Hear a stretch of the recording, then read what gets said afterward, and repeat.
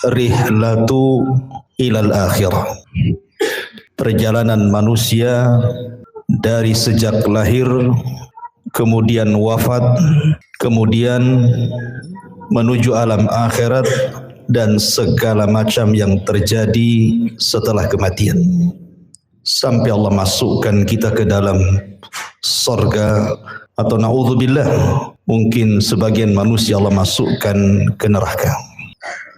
Ini yang kita akan bahas, memang pembahasannya panjang. Jadi saya mohon minta kesabaran jamaah sekalian, karena saya akan berusaha menyingkat tetapi tidak menghilangkan yang penting-penting dari segi akidah yang wajib diimani oleh seorang mukmin. Ma'asyiral muslimin yang dimuliakan Allah Subhanahu wa taala. Kita tahu bahwa makhluk yang pertama kali Allah Subhanahu wa taala ciptakan adalah Arsyur Rahman, arsy-Nya Allah Subhanahu wa taala. Kemudian setelah itu Allah ciptakan air atau lautan di atas langit. Makanya Rasul mengatakan wa arsyuhu 'alal ma', dan arsy-Nya Allah itu di atas air.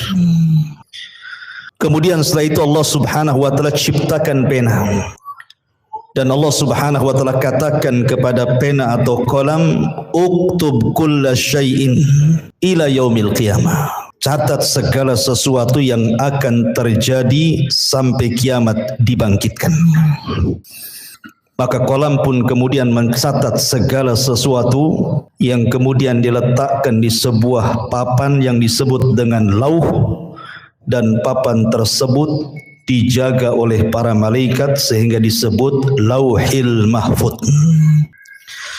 Maka setelah itu Allah Subhanahu wa taala menciptakan yang lainnya, termasuk menciptakan langit dan bumi dalam 6 hari. Dimulai hari Ahad, Allah ciptakan bumi 2 hari, Ahad dan Senin. Kemudian setelah itu Allah Subhanahu wa taala ciptakan langit hari Selasa dan Rabu. Kemudian Allah Subhanahu wa taala kembali ke bumi dan Allah ciptakan segala sesuatu yang dihajatkan makhluk yang akan tinggal di bumi, seperti lautannya, hutan-hutannya, binatang-binatangnya, dari hari Kamis ke hari Jumat. Itulah yang disebutkan dalam Al-Quran bahwa Allah menciptakan langit dan bumi itu fi sittati ayyam, pada 6 hari. Makhluk yang berakal pertama yang Allah ciptakan adalah malaikat. Kemudian setelah itu jin. Baru makhluk yang berakal terakhir adalah manusia, dimulai daripada Adam alaihi salatu wassalam. Dan tertib ini berdasarkan sabda Nabi, khuliqatil malaikatu min nur wa khuliqatil jan min marijim min nar wa khuliqa lakum wa khuliqa Adam mimma wusifa lakum. Diciptakan malaikat dari cahaya, diciptakan jin dari ujung nyala api, dan diciptakan Adam sebagaimana yang Allah sifatkan kepada kalian. Sepertilah bentuk Adam alaihi salatu wassalam. Tapi tentu penciptaan Adam akan berbeda dengan anak turunannya. Karena Adam diciptakan oleh Allah Subhanahu wa taala secara langsung, di mana Allah Subhanahu wa taala perintahkan malakul maut untuk mengambil tanah-tanah dan sifat-sifat tanah yang ada di bumi. Kemudian diangkat ke langit dan dibentuk. Setelah dibentuk sedemikian rupa, sehingga Allah katakan laqad khalaqnal insana fi ahsani taqwim, kami ciptakan manusia itu seindah-indahnya bentuk. Maka Allah Subhanahu wa taala tiupkan ruh dan Allah perintahkan malaikat untuk sujud kepada Adam. Wa idz qala rabbuka lil malaikati isjudu li Adam fasajadu illa iblis. Dan ketika Allah perintahkan kepada para malaikat sujudlah kepada Adam, semua malaikat sujud kecuali iblis. Iblis tidak mau sujud. Dari sinilah penciptaan Adam sejak saat itu memiliki musuh yang disebut dengan iblis. Sebagian ulama mengatakan iblis ini dari kalangan malaikat yang maksiat. Tapi pendapat yang kuat iblis ini dari kalangan jin, sebagaimana Allah katakan kana minal jin fa fasaqa an amri rabbi. Iblis itu bagian dari jin yang bermaksiat kepada perintah Allah Subhanahu wa taala. Kemudian Adam alaihi salatu wassalam Allah masukkan ke dalam sorga. Sorga itu sesuatu yang nikmat di dalamnya.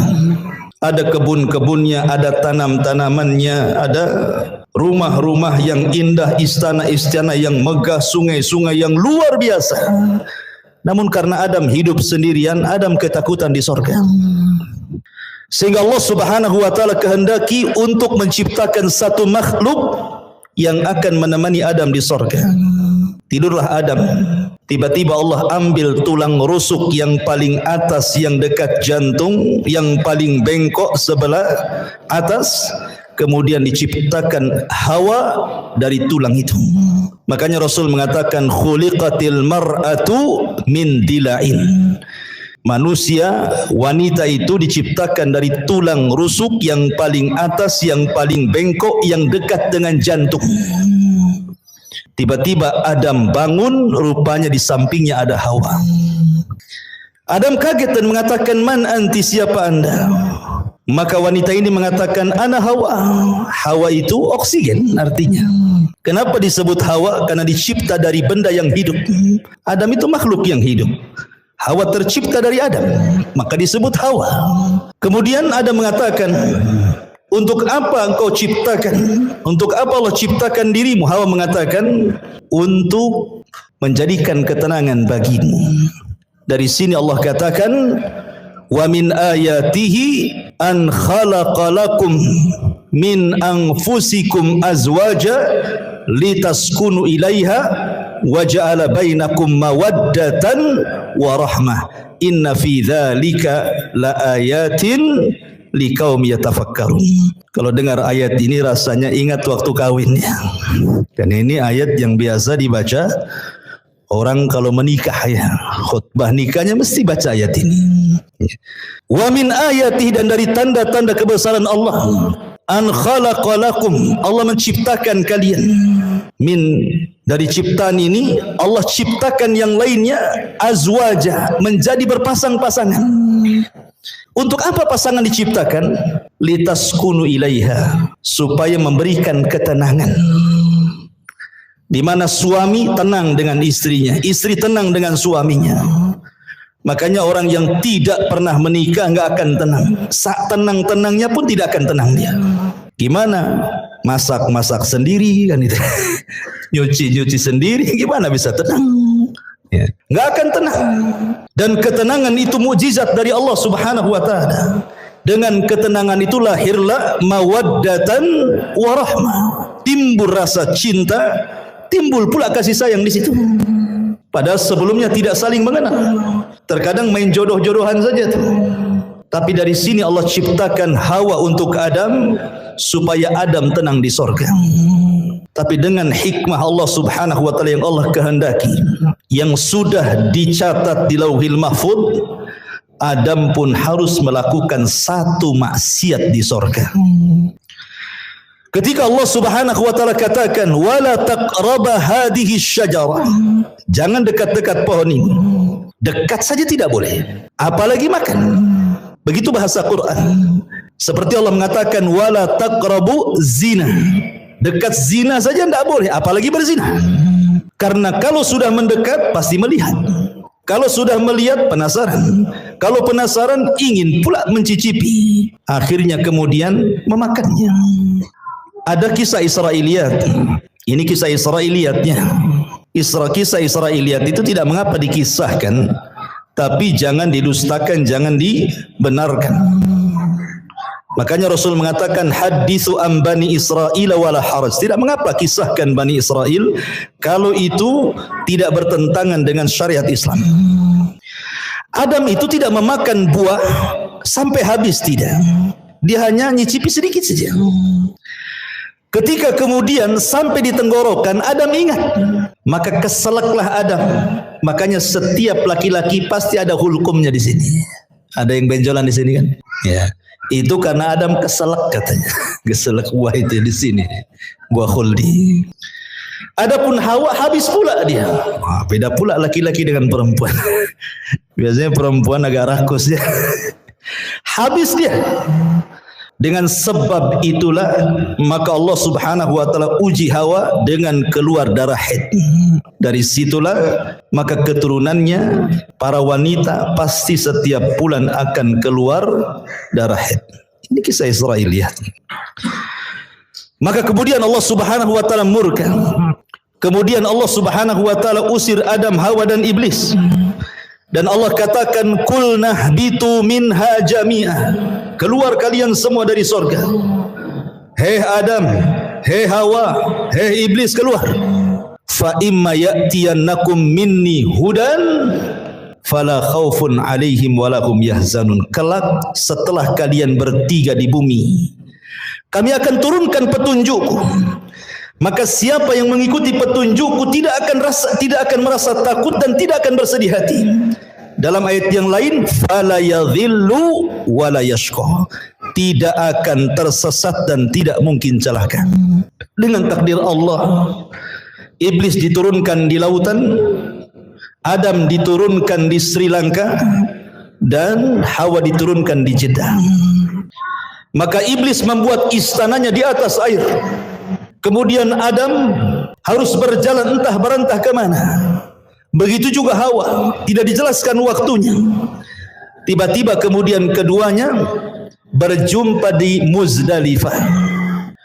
Kemudian keduanya pun akhirnya sampai di Arafah. Disebut Arafah karena Adam mengetahui Hawa dan Hawa pun mengenali Adam. Maka disebut Arafah. Arafah itu artinya mengetahui. Maka dari situlah Allah ajarkan satu kalimat. Kalimat yang siapapun membacanya gugur semua dosanya. Apa kalimatnya?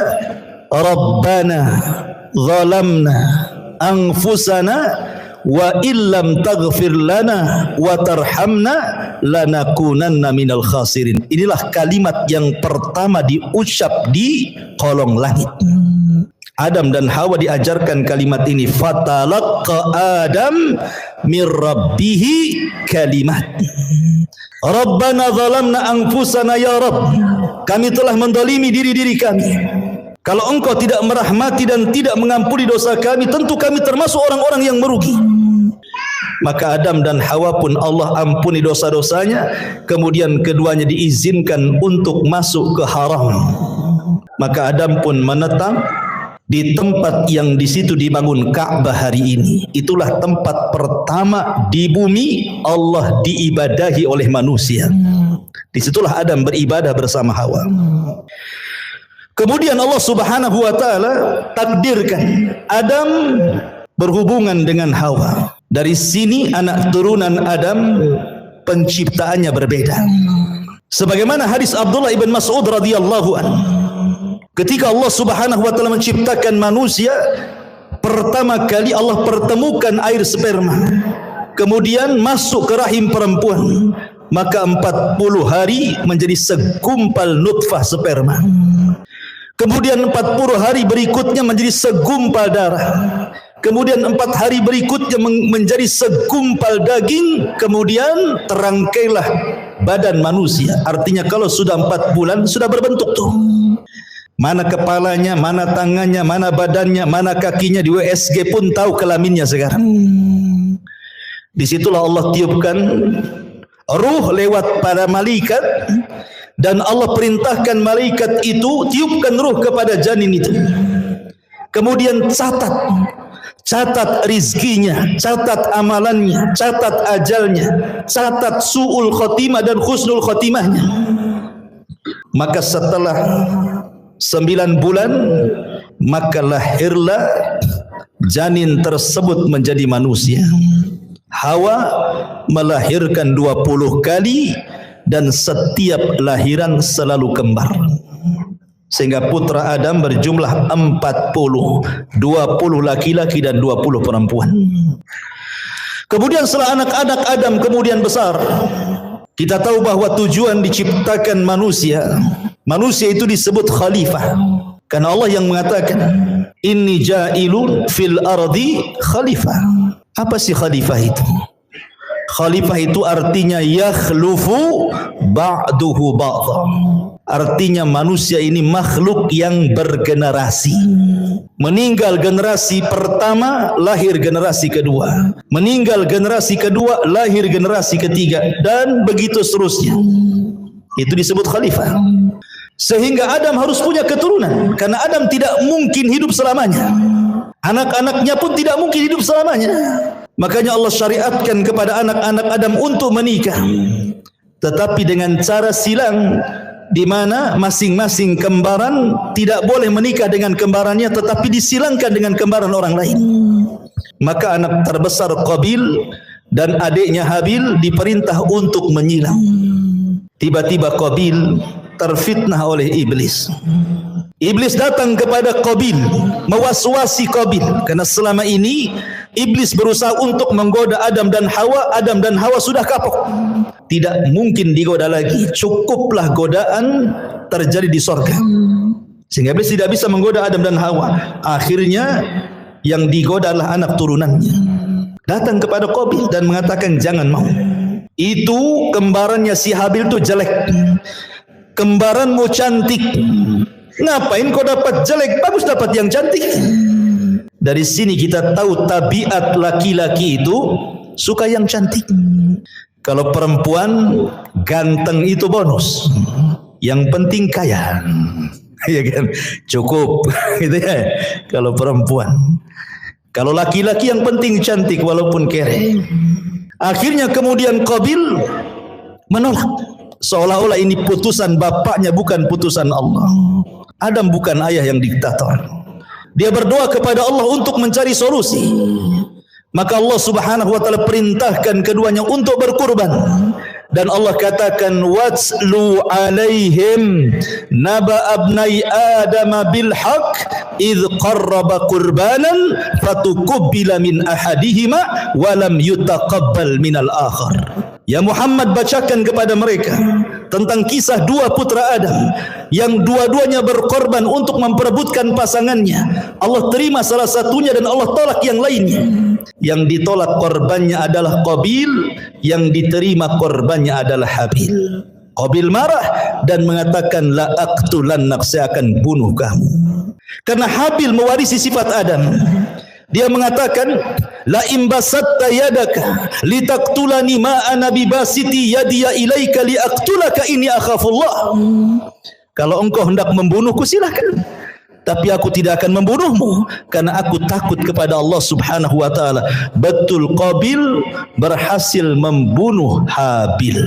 Inilah pembunuhan pertama yang disebabkan hasad pertama di alam semesta. Meninggal Habil. Qabil bingung bagaimana cara penyelenggaraan jenazah, karena kan belum pernah ada orang mati saat itu. Baru Habil orang yang pertama kali mati. Mau diapakan jasad ini? Akhirnya kemudian Qabil melihat ada burung gagak yang sedang berkelahi dengan temannya. Kemudian dibunuh salah satunya. Kemudian dengan tangannya dikorek-koreklah tanah itu. Kemudian dimasukkan kawan yang dibunuhnya. Kemudian dipendam lagi. Kata Qabil, duhai kiranya aku bisa mengambil pelajaran dari gagak itu. Akhirnya dia pun menguburkan abangnya Habil seperti menguburkan burung gagak yang membunuh temannya. Singkat cerita, Adam pun sedih, maka Qabil pun mengambil kembarannya kemudian berpisah dari kelompok Adam. Adam di atas perbukitan, Qabil pun membawa pasangannya ke lembah yang ada di bawah. Terjadilah dua kelompok, kelompok atas perbukit dan kelompok bawah di lembah. Maka kemudian Adam pun meninggal, Hawa pun meninggal. Maka wasiat-wasiat Adam terus akhirnya ditanamkan di anak didiknya sampai kepada Allah angkat nabi kedua setelah Adam namanya Syis. Syis inilah yang menjaga kabilah Adam. Sementara tidak diutus nabi kepada kabilah Qabil. Rusaklah Qabil dan semua anak cucunya. Dari sini terjadi antara hak dan yang batil sudah ada. Tapi ingat, belum terjadi kesyirikan di zaman itu. Mereka masih menyembah Allah. Cuman rusak moralnya saja. Qabil dan turunannya moralnya rusak. Tapi Syis dan kaumnya masih mengikuti wasiat Adam. Apalagi Syis diberikan suhuf oleh Allah subhanahu wa ta'ala untuk membimbing umatnya. Singkat cerita, akhirnya Syis meninggal dunia. Kemudian diutus Idris kepada mereka, nabi setelah Syis. Maka Idris terus berusaha untuk mendakwahi kaumnya dan kaum anak turunan Qabil. Sampai akhirnya era Nuh alaihi salatu wassalam. Kemudian terjadi bandang banjir yang luar biasa, azab sebagai kaum Nuh. Akhirnya tidak ada yang hidup kecuali perahu Nabi Nuh. Lah Nuh itu punya 3 putra. Namanya Syam, Ham dan Yafis. Setelah kapal Nuh kemudian bersandar di bukit Judairah, kemudian 3 putra Nuh ini menyebar ke seantero dunia. Syam melahirkan keturunan Arab, Ham melahirkan orang-orang yang berkulit hitam, kemudian Yafis ke daratan Afrika, ke daratan Asia, lahirlah kita-kita ini, turunan Yafis. Maka menyebarlah manusia kemana-mana. Kemudian diutus para nabi. 120.000 nabi diutus oleh Allah subhanahu wa ta'ala. 315 rasul Allah utus ke permukaan bumi. Walaupun Al-Quran hanya mencatat 25 nabi dan rasul, 18 nama diantaranya tercantum dalam satu surat, suratul An'am, dan lebihnya tersebar di beberapa ayat di beberapa surat dalam Al-Quran, sehingga genap menjadi 25 nabi dan rasul. Itu yang kita kenal. Yang tidak kita kenal banyak, ribuan nabi-nabi yang diutus kepada Bani Israel. Sampai ditutup dengan kerasulan Nabi kita Nabi Muhammad sallallahu alaihi wa ala alihi wasallam. Ma'asyiral muslimin yang dimuliakan Allah subhanahu wa ta'ala. Ketika kemudian Nabi sallallahu alaihi wasallam diutus, artinya sudah tidak ada nabi lagi, tidak ada rasul lagi, karena dialah penutup para nabi dan rasul. Di sini kita baru pahami ayat Al-Quran yang pertama kali saya baca tadi, fa imma ya'tiyannakum minni hudan fala khaufun alaihim walahum yahzanun. Siapapun yang mengikuti petunjukku, kata Allah, dia tidak mungkin takut dan tidak mungkin bersedih. Apa mana petunjuk di sini? Mana petunjuk di sini? Allah akan turunkan para nabi. Allah akan turunkan kitab-kitab langit. Kitab langit itu jumlahnya 104. Yang 4 ma'ruf di sana ada Taurat, ada Zabur, ada Injil, ada Quran, dan yang 100 tidak ma'ruf. Allah hanya menyebut dengan kalimat suhuf, sehingga Allah mengatakan di dalam suratul A'la, inna hadza la fi suhufil ula suhufi Ibrahim wa Musa. Maka siapapun yang mengikuti petunjuk tidak mungkin tersesat, tidak mungkin celaka di zamannya. Ketika Allah turunkan kitab Taurat, kemudian diberikan kepada Musa, itulah petunjuk Allah. Maka di zaman itu siapa yang mengikuti Musa dan Taurat tidak mungkin sesat, tidak mungkin celaka. Kemudian datang era Zabur dan Daud. Maka siapapun yang mengikuti Zabur dan juga Daud di zamannya, maka mereka tidak mungkin sesat dan celaka. Kemudian datang era Injil dan Isa. Maka siapapun yang mengikuti Injil dan Isa di zamannya tidak mungkin sesat dan celaka. Kemudian yang terakhir Allah turunkan Al-Quran dan Allah utus Nabi kita Muhammad sallallahu alaihi wasallam. Maka siapapun yang mengikuti Nabi sallallahu alaihi wasallam dan Al-Quran, fala yadhillu wa la yasqa, tidak mungkin sesat dan celaka. Tetapi setiap para nabi diutus kepada kaumnya, hanya nabi kita diutus kepada seluruh manusia, jinnya dan manusianya. Wa ma khalaqtul jinna wal insa illa liya'budun.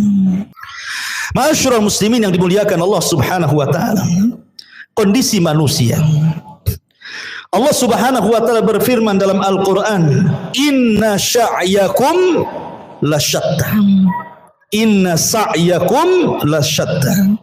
Fa amma man a'ta wattaqa wasaddaqa bil husna fasanuyassiruhu lil yusra wa amma man bakhila wastagna wa kadzdzaba bil husna fasanuyassiruhu lil usra. Kehidupan manusia akan berbeda-beda karena Allah mengatakan inna sa'yakum lasyatta. Usaha kalian itu berbeda-beda. Ada yang dalam hidupnya manusia ini betul-betul di atas ketaatan, tidak pernah maksiat kepada Allah. Dia melaksanakan perintah Allah dan menjauhi larangan. Dia berusaha untuk menghalalkan yang Allah halalkan dan menjauhi yang diharamkan Allah. Maka orang-orang yang seperti ini hidup sesuai dengan asal penciptaan manusia. Wa ma khalaqtul jinna wal insa illa liya'budun. Tetapi ada manusia itu yang cenderung kufur. Mereka tidak melaksanakan perintah, cenderung melanggar larangan, menghalalkan yang diharamkan, mengharamkan yang dihalalkan. Maka mereka orang-orang yang celaka. Begitulah manusia. Ada yang mukmin, ada yang kafir. Ada yang fasik, ada yang taat. Ada yang musyrik, ada yang bertauhid. Ada yang beribadah, ada yang bermaksiat. Begitulah macam-macam manusia. Allah katakan, ya ayyuhal insan innaka kadihun ila rabbika kadhan famulaki. Wahai manusia, engkau akan bekerja dengan lelah dan letih. Untuk apa? Ila rabbik, menuju Tuhanmu. Kadhan, dengan keletihan. Famulaki, dan engkau akan berjumpa dengan Allah subhanahu wa ta'ala. Artinya bahwa manusia dengan berbagai macam daerahnya, negaranya, bentuknya, wataknya, tujuannya satu. Kita ini sedang berjalan menuju Allah subhanahu wa ta'ala. Mau tidak mau kita akan berjumpa dengan Allah. Tapi ada yang berjumpa dengan Allah, Allah senang dengan kita. Ada orang yang berjumpa dengan Allah, Allah benci dengan kita. Man ahabba liqa Allah, ahabballahu liqa'ah. Wa man kariha liqa Allah, karihallahu liqa'ah. Siapa yang cinta berjumpa dengan Allah, Allah suka berjumpa dengan kita. Siapa yang benci berjumpa dengan Allah, Allah pun benci dengan kita. Begitulah hidup manusia. Wa hadainahu najdain, kami pilih dua jalan. Ini jalan ke sorga, sudah dijelaskan jalannya. Ini jalan ke neraka, sudah dijelaskan jalannya. Tidak ada satupun jalan, baik ke sorga atau ke neraka, semua sudah dijelaskan. Tidak ada. Wa ma yatiru ta'irun fil hawa. Tidak ada satupun burung yang mengepakkan sayapnya di langit, kata Rasul, kecuali sudah dijelaskan ilmunya. Artinya, apapun yang mendekatkan diri ke sorga sudah dijelaskan. Apapun yang bisa menjauhkan dari neraka sudah dijelaskan. Sehingga tidak ada alasan Anda tidak bisa berhujah lagi di hadapan Allah subhanahu wa ta'ala. Karena semua sudah diberikan fasilitasnya. Allah subhanahu wa ta'ala hanya minta kepada kita bersyukur. Ingat 5 kaidah. Al-ijad, al-i'dad, al-imdad, kemudian al-irsyad, al-is'ad. Pertama, ijad. Allah menciptakan langit dan bumi. Untuk siapa? Untuk kita. Ya. Allah ciptakan langit dan bumi itu untuk kita loh. Lihat matahari di langit. Untuk siapa? Untuk kita. Kalau nggak ada matahari, ibu-ibu nggak bisa jemur pakaian. Kan itu ya. Mungkin kalau nggak ada matahari, PLN sibuk tuh. Karena harus menerangi bumi 24 jam. Mungkin antum tiap bulan mungkin gerutu-gerutu. Mahal kali listrik ini. Padahal sekarang listrik cuma setengah hari saja kan. Malam saja. Itu saja kalau naik udah demo tuh. Gimana kalau nggak ada matahari? Ya kan? Bulan. Untuk siapa? Untuk kita. Ya. Kita bisa mengambil keindahan bulan, bintang-bintang, macam-macam. Apalagi bumi. Itu disebut ijad. Allah siapkan tuh langit dan bumi untuk manusia. Kemudian yang kedua, al-i'dad. Setelah Allah ciptakan, Allah persiapkan fasilitasnya. Allah ciptakan lautan dengan berbagai macam jenis ikan-ikannya. Entah berapa jumlah ikan kita tidak tahu, dengan berbagai macam warnanya. Siapa yang ngecat ikan satu-satu? Sudah terwarnai semuanya kan? Nggak ada orang yang sanggup ngecat ikan satu lautan itu. Ada yang merah, ada yang hijau, ada yang macam-macam kan warna itu. Kalau bukan karena Allah. Allah ciptakan hutan dan berbagai macam tumbuh-tumbuhan dan buah-buahannya. Allah ciptakan kebun sawah dan Allah ciptakan berbagai macam biji-bijiannya. Allah ciptakan semuanya. Allah persiapkan fasilitasnya. Kemudian yang ketiga al-imdad. Allah perbanyak.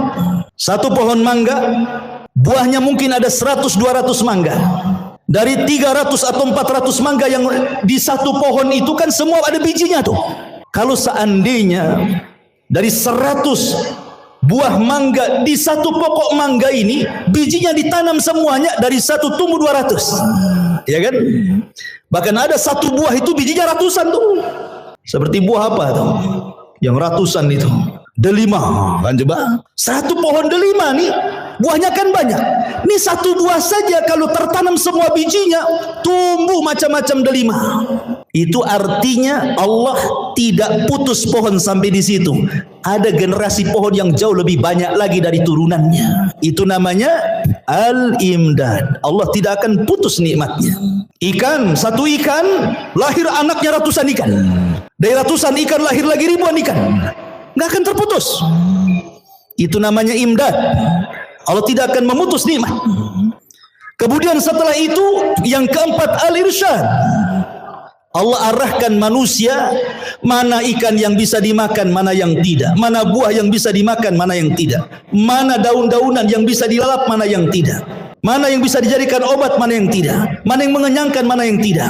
Irsyad diarahkan karena tidak semua bisa dimakan kan. Baru yang terakhir al-is'ad, manusia dapat mengambil faedahnya. Dengan makan ini jadi kenyang, makan itu jadi kenyang, minum ini jadi sehat, minum itu jadi hilang penyakit. Bahagia manusia. Allah itu sudah memberikan nikmat segalanya. Makanya Allah mengatakan fabi ayyi ala'i rabbikuma tukadziban. Nah, nikmat mana lagi yang akan kau dustakan? Nikmat mana lagi? Enggak ada ceritanya orang kelaparan kalau dia mau usaha. Orang tinggal datang ke sungai mancing dapat ikan dia. Sungai itu kan bukan milik orang. Lautan bukan milik orang. Bawa perahu nelayan tuh memanggil. Ada tiketnya masuk lautan? Nggak bisa, nggak ada. Mungkin di tengah lautan ada malaikat, kau bayar dulu baru kau. Nggak ada, ya kan? Anda tanam biji di sawah tuh, tinggal nunggu saja. Allah yang menghidupkan, bukan antum suruh niup-niup dia tumbuh, kan gitu ya. Tumbuh sendiri, kita tawakal saja tuh. Padi tumbuh, jagung tumbuh, semua tumbuh kan gitu. Siapa yang menumbuhkan? Allah. Allah hanya minta satu. La in syakartum la azidannakum. Kalau kalian bersyukur, ku tambah. Dengan apa cara bersyukurnya? Kita disuruh untuk beribadah, itu saja. Disuruh untuk beribadah. Itulah syukurnya. Makanya Allah mengatakan falyabudu rabb hadzal bait alladzi at'amahum min ju'in wa amanahum min khauf. Allah sudah berikan rasa kenyang dari rasa lapar. Allah sudah berikan rasa tenang dari rasa ketakutan. Allah hanya minta falyabudu rabb hadzal bait. Sembah Rabb pemilik Ka'bah ini. Allah, itu saja. Tetapi ada manusia yang syukur, ada juga yang ingkar. Itulah manusia. Memang manusia diciptakan seperti itu. Ma'asyiral muslimin yang dimuliakan Allah Subhanahu wa taala. Allah Subhanahu wa taala tidak akan mengekalkan dunia. Dunia ini ada batas waktunya. Sejak zaman Adam alaihi salatu wassalam sampai diutusnya Nabi kita yang mulia alaihi salatu wassalam, artinya usia bumi itu semakin dekat dari kehancurannya. Karena Rasul yang mengatakan bu'istu ana was-sa'ah kahataini. Diutusnya aku dengan tegaknya hari kiamat seperti ini. Rasul menegakkan syababah, telunjuk dengan jari tengah kemudian merapatkannya. Artinya dekat sekali waktunya. Dan Allah Subhanahu wa taala Maha Adil. Allah tidak langsung sekonyong-konyong mendatangkan kiamat, tidak.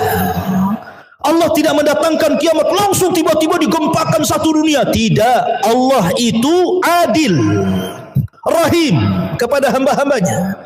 Diberikan kesempatan untuk taubat, diberikan kesempatan untuk masuk surga dengan dikirim tanda-tanda kiamat kecil, Dan 90% lebih tanda-tanda kiamat kecil itu hampir semua sudah terjadi dan kita bisa saksikan setiap hari ada. Hanya mungkin 10% saja yang belum terjadi. Ya kurang lebih seperti itu. Artinya 90% sudah terjadi sejak zaman Nabi sampai hari ini. Karena tanda-tanda kiamat kecil itu ada yang terjadi di zaman Nabi dan tidak akan terulang. Seperti terbelahnya bulan. Itu di zaman Nabi saja, nggak mungkin terulang lagi.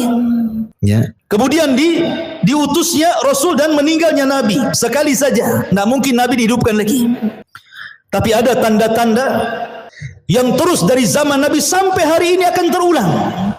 Seperti perzinahan, minum khamr, perjudian, dan begitu seterusnya. Tapi ada tanda-tanda kiamat kecil yang belum terjadi dan pasti terjadi. Dan ada tanda-tanda kiamat kecil yang diselipkan di antara tanda-tanda kiamat besar. Apabila semua tanda-tanda kiamat kecil, ikhwan, sudah ada, sudah terjadi, maka Allah Subhanahu wa taala akan kirim tanda-tanda alamatus sa'atil kubra, tanda-tanda kiamat besar. Muqaddimahnya dengan khurujul Mahdi, keluarnya Imam Mahdi. Kemudian setelah itu khurujul Dajjal, keluar Dajjal. Dajjal ini akan keluar selama 40 hari. Satu hari sama dengan setahun. Hari kedua sama dengan sebulan. Hari ketiga sama dengan sepekan. Dan hari keempat sama dengan hari-hari waktu yang kita lalui.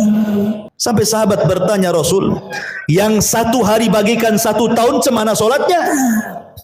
Maka Rasul mengatakan, solatlah dengan cara mengira-ngira waktu. Oh, kalau dari asar ke maghrib sekian jam, berarti masuk waktu maghrib. Dari maghrib ke isya, cuma 2 jam, berarti masuk waktu isya. Karena 1 tahun lama, ikhwan. Dan dari sini menunjukkan Dajjal itu bukan hanya masuk ke daerah-daerah yang normal waktunya, tetapi juga masuk ke daerah-daerah kutub yang terkadang satu harinya lama sekali. Artinya tidak ada satu tempat kecuali diinjak Dajjal, kecuali Mekah dan Madinah. Kemudian Isa bin Maryam turun, diapit dengan 2 malaikat di menara putih sebelah timur Damaskus. Kemudian akan bergabung dengan tentara Al-Mahdi di Bukit Tur dan memerangi Dajjal. Dan Isa berhasil membunuh Dajjal, mematahkan salib, membunuh babi, dan berhukum dengan hukum keadilan. Banyak orang masuk Islam sebelum wafatnya Isa bin Maryam. Kemudian setelah fitnah Dajjal hilang, datang fitnah yang ketiga. Tanda-tanda kiamat besar, khuruju Ya'juj wa Ma'juj. Keluar Ya'juj dan juga Ma'juj. 2 kabilah besar, turunan Yafis ibn Nuh, yang dahulu pernah dibenteng oleh Dzulqarnain. Tiba-tiba kemudian gerbangnya pecah. Mereka pun keluar min kulli hadabin yansilun, bagaikan bah air yang terjun dari ketinggian saking banyaknya. Sehingga ketika rombongan yang pertama keluar melintasi danau Tiberias, mereka pun minum dari danau itu. Kemudian rombongan yang terakhir bingung karena airnya habis diminum Ya'juj wa Ma'juj. Kata yang terakhir, tadi barusan ada air, kemana air itu? Maka Ya'juj dan Ma'juj, setiap yang melewati hijau pasti akan kering, yang basah pasti kering. Fitnahnya luar biasa. Dia akan membunuh ras di luar kelompoknya. Dan jumlah mereka satu dari kita, 999 dari mereka. Makanya Rasul mengatakan, kau tidak bisa menghadapinya. Maka Allah mengatakan, ya Isa, selamatkan orang-orang yang selamat sembunyi di Bukit Tur, karena engkau tidak bisa memeranginya. Akhirnya kemudian Ya'juj wa Ma'juj merusak di permukaan bumi, membunuh orang di luarasnya. Akhirnya dia sombong, kemudian mengatakan, qatalna man fil ardi sanaqtuluhu man fis sama, katanya. Aku sudah bunuh semua orang yang ada di bumi, sekarang yang di langit ku bunuh, katanya. Saking sombongnya. Akhirnya panahnya diarahkan ke langit, tombaknya diarahkan ke langit. Maka Allah mengatakan, wa makaru makran wa makarna makran wallahu khairul makirin. Mereka hendak membuat makar, Allah juga punya makar, dan sebaik-baik makarlah makar Allah. Allah sengaja panah itu disedot sampai ke awan, dibalikkan dengan ujung-ujungnya ada darah, seolah-olah mereka sudah membunuh makhluk yang di langit. Makin sombong mereka. Dan mereka mengatakan sudah tidak ada makhluk kecuali sudah kubunuh semua, kata Ya'juj dan Ma'juj. Maka Isa berdoa agar Allah membinasakan mereka. Dikirimlah naghaf, ulat-ulat kecil, kemudian menggigit tengkuknya, satu mati, semua mati. Tidak ada sejengkal di bumi kecuali ada bangkainya. Bagaimana cara membersihkannya? Isa berdoa agar Allah membersihkan bangkai Ya'juj dan Ma'juj. Dikirimnya burung-burung sebesar unta, mengambil bangkai itu, entah dibuang entah berantah ke laut mana.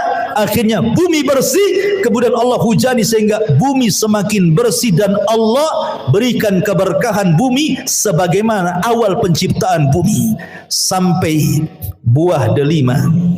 Saking besarnya, orang bisa masuk 10 bahkan 20 orang ke cangkangnya. Segede apa tuh delimanya? Berarti kalau makan durian, gede kali durian tuh. Ya kan? Satu buah durian 20 orang dah kenyang. Ke kulitnya aja masuk orang tuh. Allah berkahi itu. Kemudian Isa pun diwafatkan. Maka berlalulah 3 tanda kiamat besar.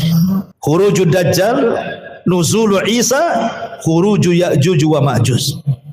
Kemudian datang tanda-tanda alamat besar. Apa itu? Keluar dukhan, asap yang tebal dari langit, yang tidak jadi pada Ramadan kemarin.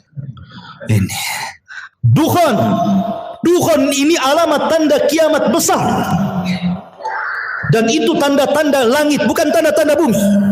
Dukhan itu datang dari langit, bukan karena orang bakar hutan kemudian asapnya naik ke langit jadi dukhan. Memang sudah ada asap di langit tebal hitam. Siapapun yang menghirupnya, kalau dia seorang mukmin paling tinggi bersin, sudah sakit kepala, demam. Tetapi kalau yang menghirupnya orang kafir, munafik, pelaku dosa besar, maka mereka akan merasakan kesakitan yang luar biasa, mengeluarkan darah dari telinga, hidung dan matanya, saking sakitnya. Akhirnya mereka berdoa, Allahumma kshif annal adzab, ya Allah tolong hilangkan azab ini, kami akan bertobat. Akhirnya Allah pun hilangkan. Bertobat? Tidak juga bertobat. Ketika mereka tidak mau juga kunjung bertobat, yang beriman tetap dengan keimanannya, yang kafir tetap dengan kekafirannya, yang fasik tetap dengan kefasikannya, apa yang terjadi? Allah Subhanahu wa ta'ala takdirkan tiba-tiba matahari terbit dari arah barat. Ketika manusia tertidur pulas di malam hari, kemudian terbangun di pagi hari. Biasa orang-orang yang beriman, mereka bangun subuh, kemudian mereka ke masjid, kemudian mereka sholat subuh. Coba tenangkan anak-anak di belakang itu. Ya. Ketika kemudian orang-orang yang beriman bangun di waktu subuh, biasa mereka bangun kemudian sholat subuh. Tetapi orang-orang kafir, fasik, munafik masih terlelap tidur. Sampai waktu sudah pagi, harusnya matahari terbit, matahari tak kunjung terbit. Ditunggu sampai waktu zuhur, tidak terbit juga. Ditunggu sampai waktu asar, tidak terbit juga. Harusnya ketika matahari terbenam, tiba-tiba muncul. Harusnya matahari itu terbenam, tiba-tiba muncul. Inilah yang disebut dengan keluarnya matahari dari arah barat itu. Dan itu terjadi 3 hari berturut-turut. Semua manusia menangis, semua manusia menyesal. Orang-orang yang menyembah berhala, dibuang berhalanya.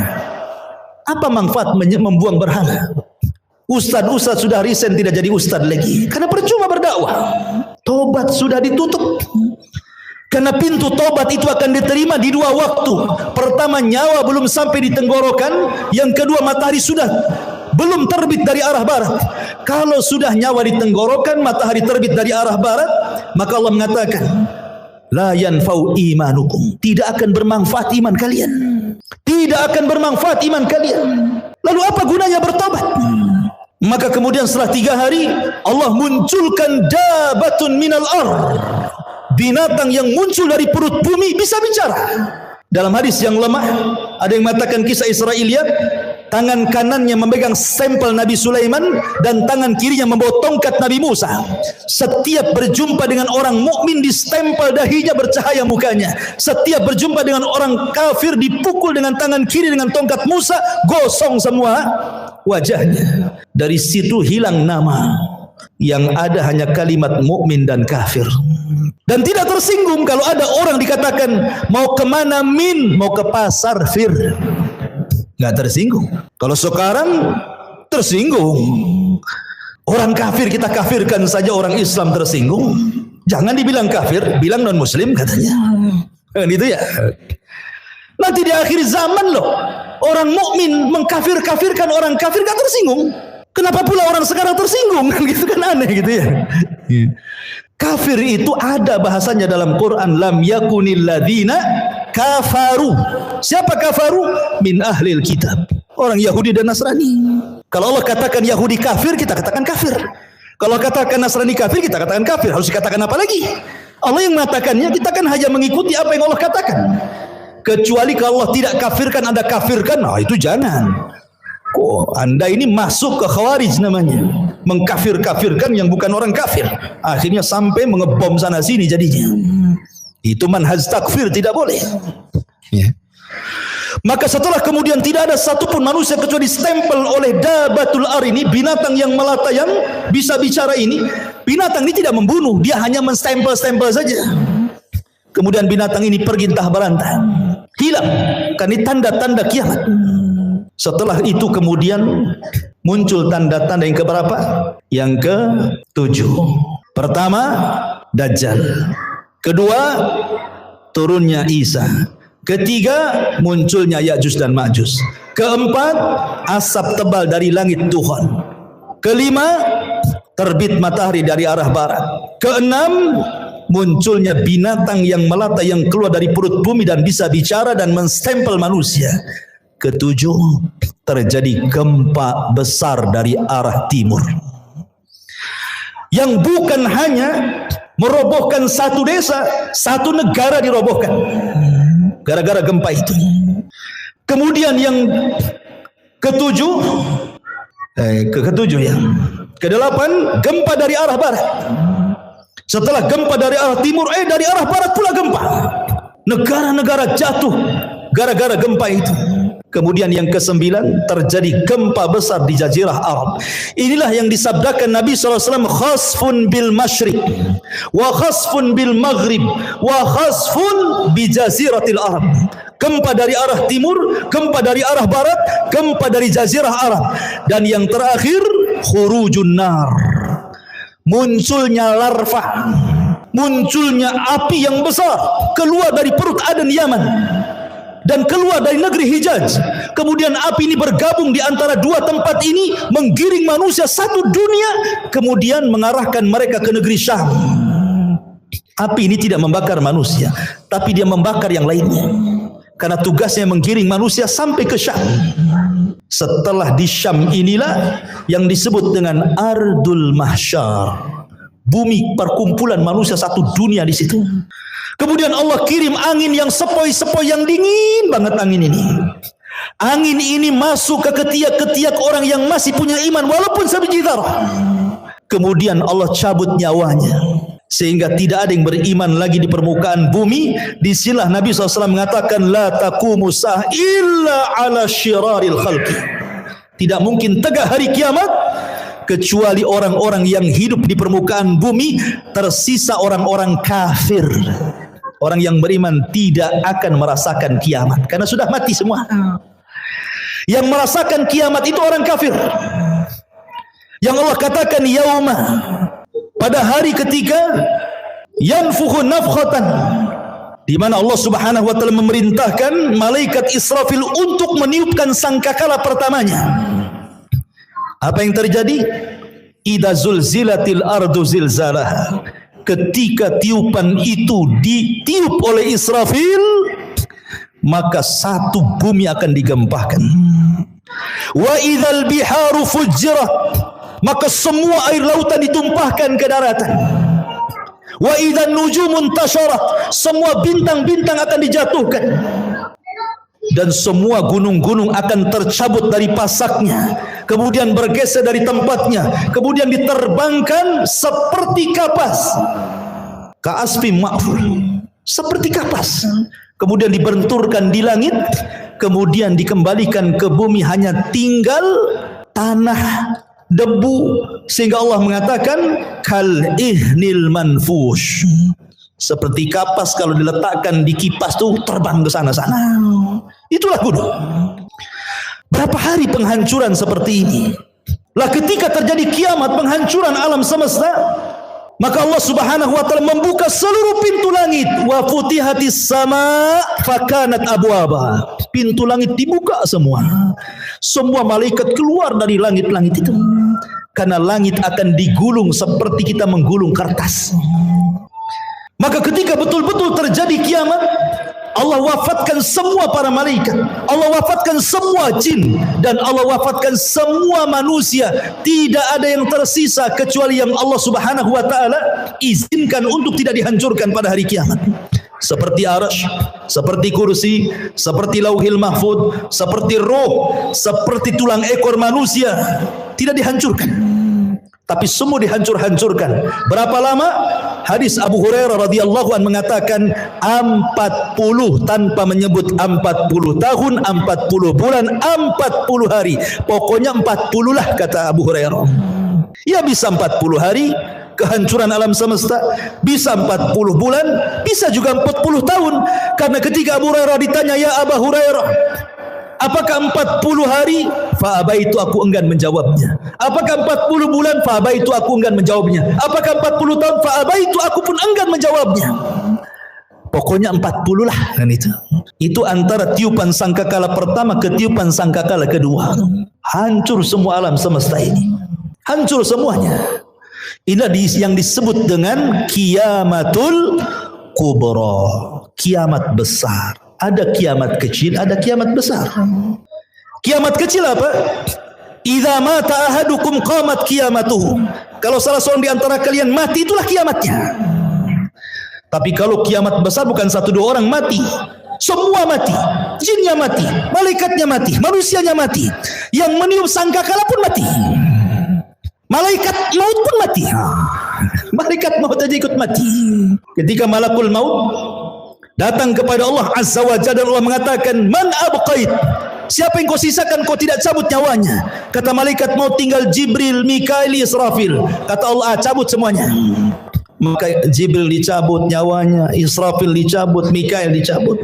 Kemudian malakul maut datang kepada Allah. Siapa lagi yang tersisa?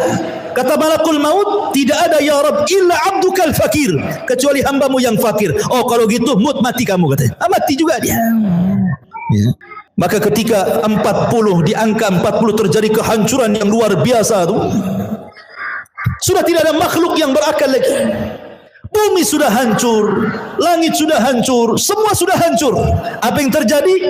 Allah Subhanahu wa taala berteriak, limanil mulkul yaum, limanil mulkul yaum. Kalian sudah tahu siapa yang berkuasa di alam semesta ini? Tidak ada yang menjawab. Enggak ada malaikat, enggak ada jin, enggak ada manusia, semua mati. Maka Allah jawab sendiri, lillahil wahidil qahar. Alam semesta ini pemiliknya hanya zat yang maha satu, yang maha perkasa, Allahu Azza wa Jal. Itulah yang difirmankan dalam surah Al-Fatihah, Maliki Yaumiddin. Itu makna Maliki Yaumiddin itu, raja pada hari pembalasan. Maka setelah kemudian Allah Subhanahu wa taala atur kembali alam semesta untuk menjadi alam akhirat. Maka bumi yang kita pijak hari ini, Allah katakan yauma tubaddalul ardu ghairal ardh. Pada hari di mana bumi Allah hancurkan, kemudian Allah ganti dengan bumi yang baru. Kata para ulama, bukan bumi ini hilang datang bumi baru, tidak. Bumi yang kita pijak ini pula bumi padang mahsyar. Cuman bentuknya dirubah. Yang tadinya bulat kemudian dibentangkan. Yang tadinya kifata dilipat kemudian dibentangkan. Sehingga bumi yang sekarang kita lihat ada bukit, ada gunung, ada lembah, ada tinggi, ada yang merendah. Nanti ketika Allah hancurkan, Allah ganti dengan bumi yang baru, maka Allah hamparkan sehingga tidak ada yang meninggi, tidak ada yang merendah, tidak ada bukit, tidak ada lembah, semua rata, nggak ada bangunan. Enggak ada rumah, enggak ada hutan, enggak ada gunung, enggak ada bukit, rata semuanya. Kenapa Allah ratakan wa idzal ardu muddat, dan apabila bumi diratakan supaya makhluk sejak Adam meninggal sampai terakhir mati muat di bumi itu. Sekarang bumi itu dalam bentuk bulat kan, lonjong atau bulat. Di bumi ini ada lautnya, di bumi ada hutannya, di bumi ada bukit, ada gunung. Tidak semua tempat dihuni manusia. Kalau seandainya bumi tidak dirubah, kemudian seluruh manusia dibangkitkan sejak Adam sampai yang terakhir mati, tidak akan muat bumi ini. Makanya kemudian dihancurkan, gunungnya diratakan, ditimbun lautnya diratakan, tidak ada lembah, semua rata, sehingga kalau dibangkitkan semua akan muat di situ. Itulah padang mahsyar. Allah katakan wa akhrajatil ardu athqalaha. Allah Subhanahu wa taala bangunkan malaikat Israfil untuk meniupkan sangkakalanya yang kedua. Ketika Israfil kemudian bangkit, kemudian meniupkan sangkakala keduanya, maka terjadilah yaumul ba'tsi wan nusyur, hari di mana manusia dibangkitkan kemudian dikumpulkan. Maka ketika itu Allah katakan wa akhrajatil ardu athqalaha, kami keluarkan beban-beban bumi. Maksudnya manusia, bangkai-bangkai manusia itu semua terangkai kembali dari mana? Dari tulang ekor. Karena tulang ekor manusia tidak dihancurkan pada hari kiamat. Ketika Allah tiup, memerintahkan Israfil untuk meniup sangkakala yang kedua, dari tulang ekor setiap manusia itulah tercipta manusia kembali. Padahal sudah hancur dengan kiamat kan, tapi tulang ekor tidak hancur, karena dari situ Allah kembali ciptakan kita. Kemudian jasad itu dilempar ke permukaan. Bayangkan sejak zaman Adam sampai terakhir mati itu jasad itu bergelimpangan di padang mahsyar. Maka Allah Subhanahu wa taala katakan wa idzan nufus zuwijat, apabila ruh dilesatkan dari illiyin kalau ruhnya orang yang beriman, kemudian dilesatkan dari sijin kalau ruhnya orang kafir, kemudian masuk ke jasad-jasad mereka tanpa tertukar jasadnya. Nggak mungkin antum tertukar dengan kawan antum. Salah, ini badan antum di sini kok ruhnya masuk situ? Enggak, pasti akan pas ruh dengan jasad ya itu juga. Ya, disitulah manusia dibangkitkan.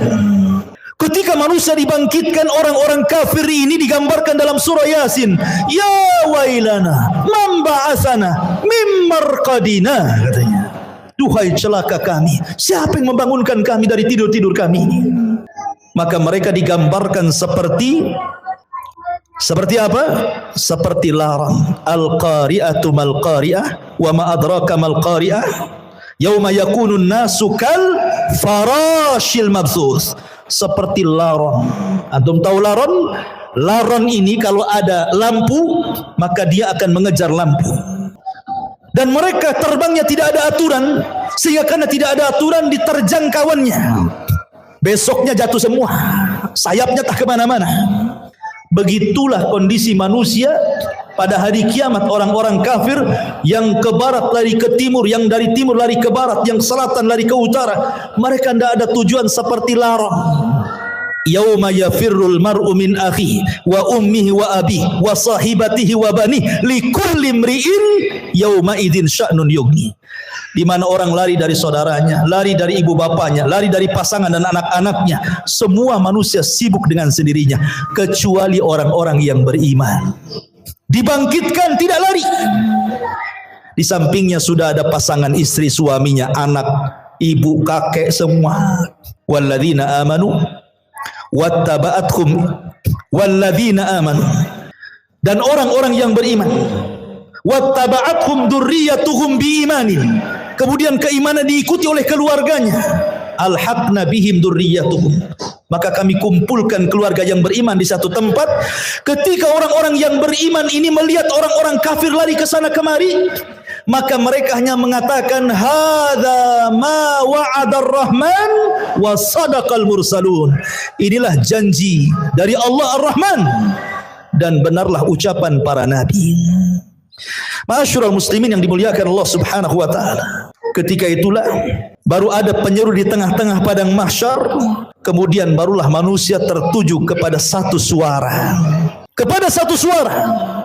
Dan Allah Subhanahu wa taala bahasakan kal jaradil muntashir, seperti belalang-belalang yang sedang berterbangan. Belalang itu kalau terbang bersama koloninya pasti akan tertuju kepada satu titik. Maka semua tertuju kepada satu titik. Di sini disebut dengan ardul mahsyar. Kita akan dikumpulkan. Ya. Ketika mereka dibangkitkan, Nabi SAW mengatakan, yuhsyarun nas yaumal qiyamah khufatan, uratan, ghurlan, buhman. Ketika manusia dibangkitkan khufat, tidak pakai celana, tidak pakai baju, telanjang bulat. Kemudian tidak dikhitan. Kemudian tidak pakai sandal. Kemudian tidak membawa harta di badan. Mau siapapun anda mau presiden, mau menteri, mau orang kaya, dibangkitkan sama. Karena di hari itu tidak ada yang membedakan antara si kaya dengan si miskin, si pejabat dan si rakyat. Semua sama. Dibangkitkan seperti itu. Lalu apa yang disombongkan?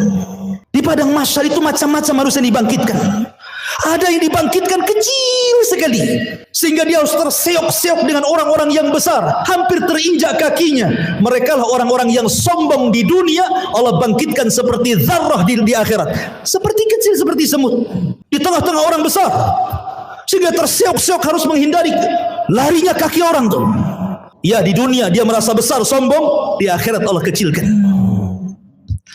Ada yang berteriak-teriak, ya Rabb, ya Rabb, tapi Allah tidak memandangnya. Allah tidak mengajak bicara dengannya. La yanzurullahu yaumal qiyamah. Allah tidak akan melihatnya walaupun dia berteriak, ya Rabb, ya Rabb, ya Allah, ya Allah. Ada orang-orang yang tidak akan dilihat oleh Allah pada hari kiamat. Ada orang-orang yang tidak akan disucikan oleh pada hari kiamat, tidak akan diajak bicara oleh Allah pada hari kiamat.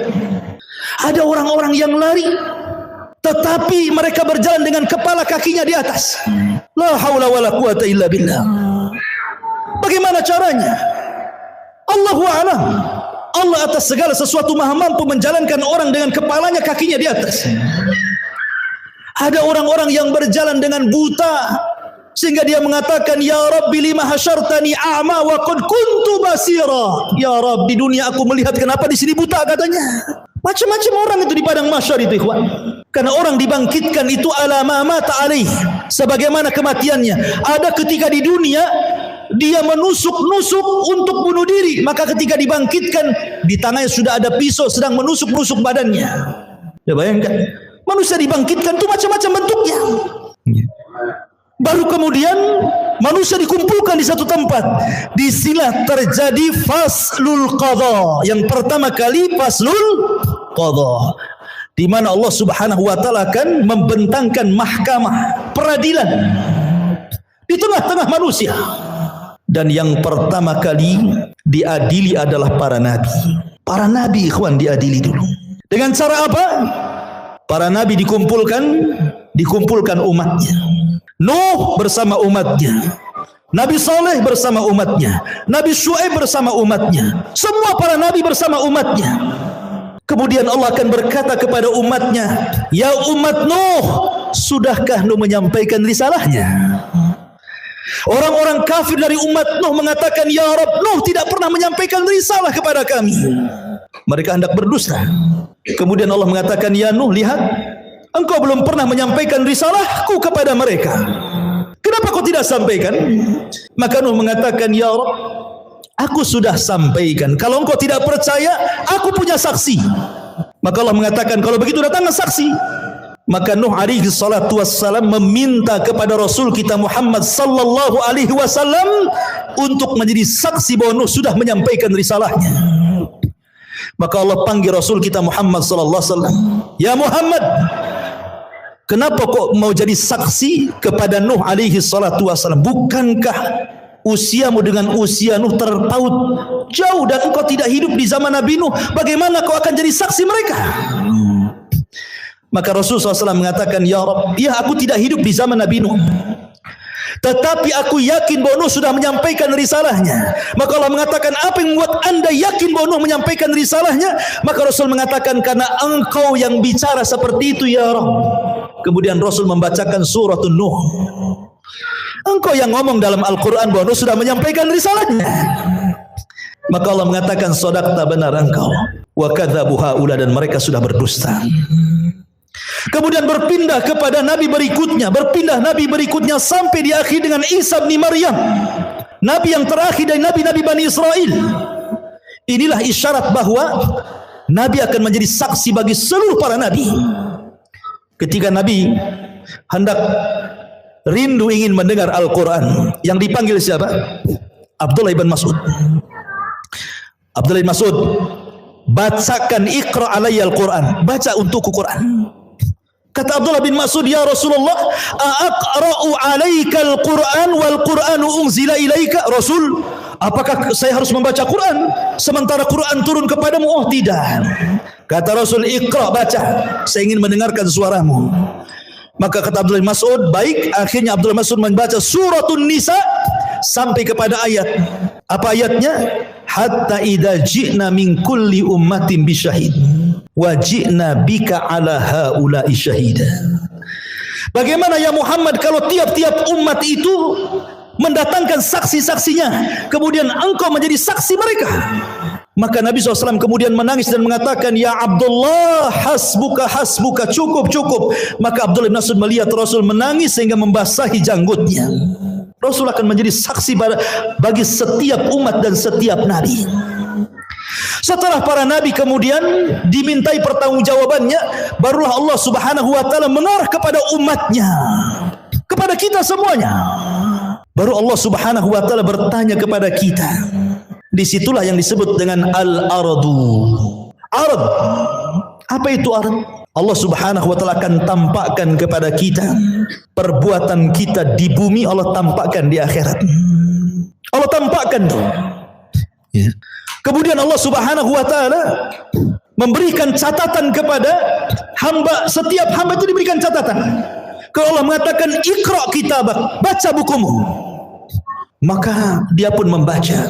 Dia pun membaca apa yang sudah dia lakukan. Ingat, khususiyah yaumul akhir, kehususan hari kiamat, di mana Allah berikan memori hafalan manusia dikembalikan. Mereka kuat hafalannya. Kalau sekarang di dunia 1 minggu kemarin Anda pernah mengucapkan apa, Anda pernah berbuat apa, Anda pernah mendolimi siapa, Anda pernah hasad kepada siapa, lupa antum. Baru 1 minggu tuh, ya kan? Baru 1 minggu sudah lupa kan itu ya. Tapi di akhirat Allah berikan kekuatan hafalan. Sejak antum akil balik sampai antum diwafatkan, hafal antum. Oh, jam segini hari ini tanggal sekian-sekian aku begini. Hafal. Untuk dicocokkan dengan catatannya. Dan ketika itu ikhwatu fiddin tidak bisa berdosa di hadapan Allah. Yauma nakhtimu ala afwahihim wa tukallimuna aydihim wa tashhadu arjuluhum bima kanu ya'malun. Mulut terkunci, tangan bicara, kaki menyaksikan apa yang sudah diperbuatnya. Bayangkan, saksi bukan hanya anggota badan, bahkan kulit jadi saksi. Kulit tiba-tiba bicara di hadapan Allah dan menyalahkan badannya. Akhirnya badan kemudian mengkritik kulit dan mengatakan, lima syahidtum alaina, kenapa engkau wahai kulit menjadi saksi bagi badanmu sendiri? Kata kulit, antaqanallah, Allah yang membuat bicara, aku mau apa? Tidak cukup dari situ, bumi yang kita pijak akan jadi saksi, karena yauma idin tuhadditsu akhbaraha. Pada hari itu bumi menghabarkan kisah-kisah orang yang pernah di atas bumi itu. Lautan akan jadi saksi, langit akan jadi saksi, malaikat akan jadi saksi. Siapa yang bisa mungkir dari kesalahan, ikhwan? Semua jadi saksi. Di bumi antum bisa bayar lawyer, cari yang pandai bicara. Dia bisa mendustakan yang jujur didustakan. Di akhirat lawyer aja butuh lawyer. Lawyernya butuh lawyer, pengacaranya butuh pengacara. Tapi di akhirat tidak ada pengacara. Apa yang mau diacarakan? Tidak ada pengacara. Ya. Semua jadi saksi. Ma'asyiral muslimin yang dimuliakan Allah Subhanahu wa taala. Mulailah manusia dihisab. Pertama kemudian Allah Subhanahu wa taala akan terbangkan catatannya. Di situ ada yang mengambil dengan tangan kanannya, dengan tangan kirinya, dengan tangan kiri dari belakangnya. Dan itu menunjukkan keselamatan dan tidaknya orang. Orang yang beriman ambil dengan tangan kanannya. Dengan bangganya dia mengatakan, ha umukra'u kitabiyah. Baca kitabku, katanya. Dia sudah tahu isinya baik. Itu bangga dia. Tetapi orang-orang yang mengambil catatan dengan tangan kirinya, dia mengatakan apa? Ya laitani lam uta kitabiyah wa lam adri ma hisabiyah. Duhai kiranya aku tidak mau mengambil catatanku dan aku tidak tahu apa hisabku. Sampai terakhir dia mengatakan ma agna anni maliyah halaka anni sultaniyah. Duhai kiranya kekuasaan yang aku bangga-banggakan di dunia enggak ada manfaatnya. Duhai kiranya harta yang bertumpuk di dunia pun tidak ada faedahnya. Menyesal dia. Kan itu ya. Kemudian mereka dikumpulkan di padang mahsyar, terjadilah hisab kepada binatang. Di situ dikumpulkan semua binatang. Mulai dari semut sampai kepada buaya darat, dikumpulkan semua di situ.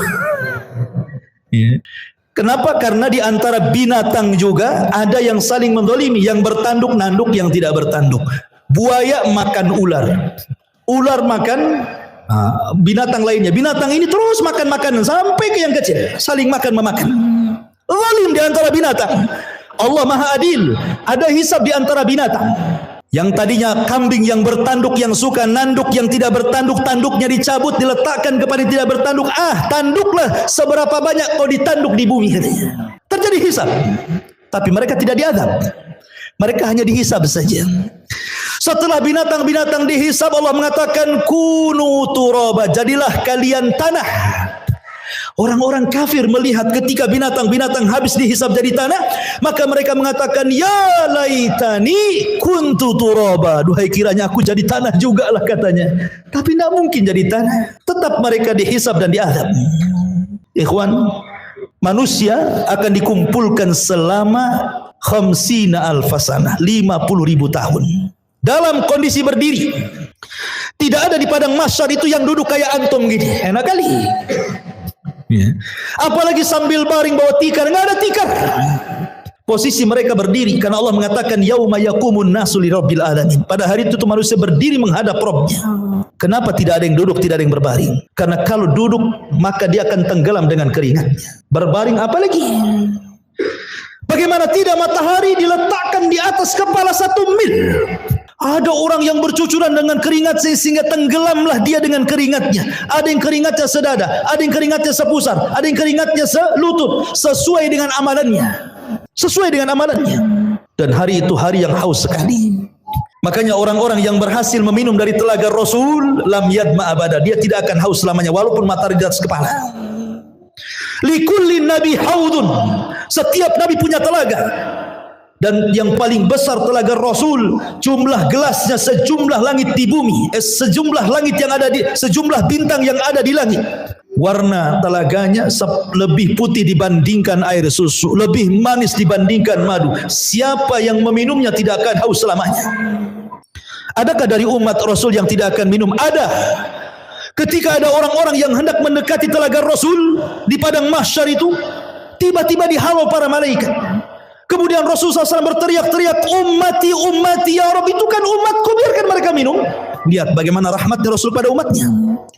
Tapi Allah mengatakan, ya Muhammad, innaka la tadri ma ahdatsu ba'daka, innahum ghayyaru wa baddalu. Hai Muhammad, kau enggak tahu apa yang terjadi dengan umat mereka. Sudah merubah-rubah petunjukmu, sudah merubah-rubah sunnahmu.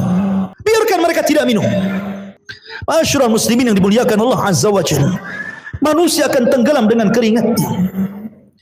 Kemudian manusia pun bingung karena mereka harus berdiri. Entah apa yang harus dilakukan mereka. Mereka menunggu faslul qadha.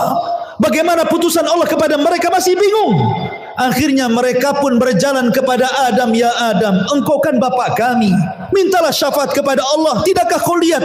Tidakkah kau iba kepada kami? Kami sulit di sini. Kata Adam, aku enggak bisa nolong kalian.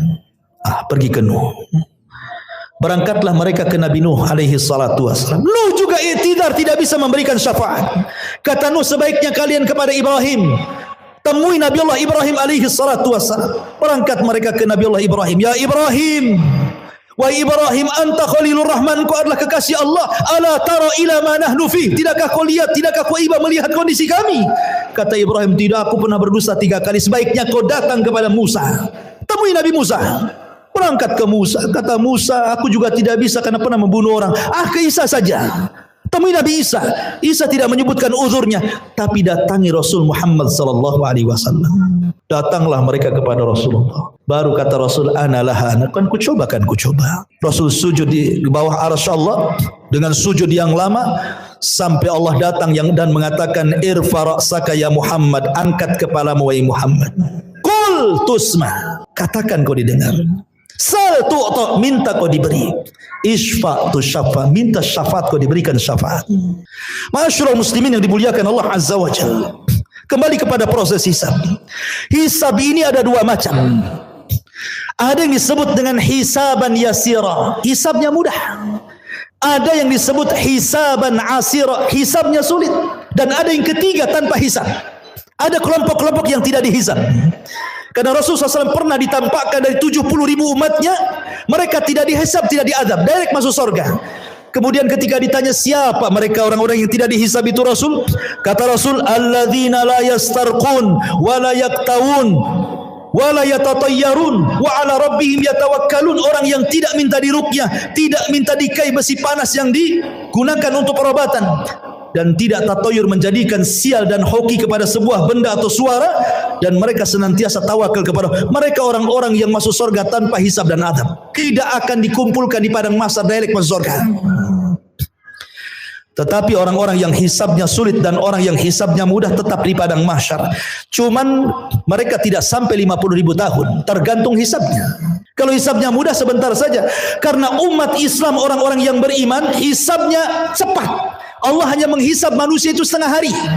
Bagi orang-orang yang beriman tidak sampai 50.000 tahun, setengah hari saja. Tapi setengah hari kehidupan akhirat bila dibandingkan dengan kehidupan dunia sama dengan 500 tahun. Karena Allah mengatakan inna yauman inda rabbika ka alfi sanatin mimma ta'udun, satu hari kehidupan akhirat sama dengan 1000 tahun kehidupan dunia. Berarti setengah harinya 500 tahun. Dan orang yang beriman yang mendapatkan hisab itu hanya dari ba'da zuhur ke ba'da asar saja, setengah hari.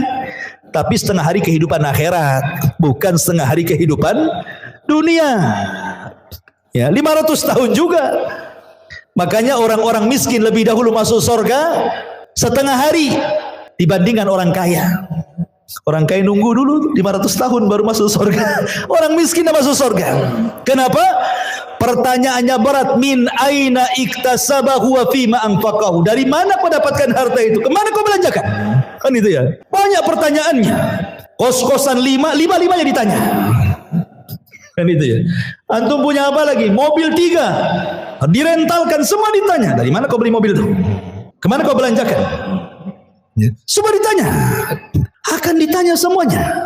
Satu hari antum belanja seberapa kali ke mall? Ditanya. Kan itu. Emang enggak ditanya dibelanjakan? Semua ditanya. Ini makanan yang kita makan ditanya. Minuman yang kita minum ditanya.